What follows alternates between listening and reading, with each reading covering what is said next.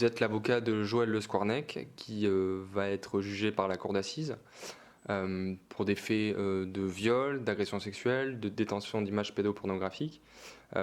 C'est une affaire qui est considérée comme hors norme par le nombre potentiel de victimes. Est-ce que vous considérez, vous, avocat de la défense, que c'est une affaire véritablement hors norme ?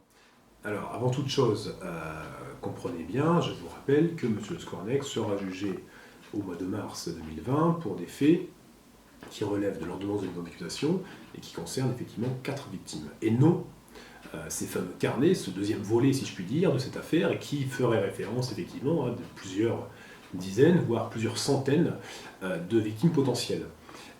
L'aspect hors norme sur ce second volet que vous évoquez, effectivement, tient au fait qu'il y a plusieurs noms, plusieurs dizaines, plusieurs centaines de noms, mais encore une fois, à ce stade de l'enquête, puisque ce dossier est toujours en enquête, Monsieur Le Squarnec reste présumé innocent.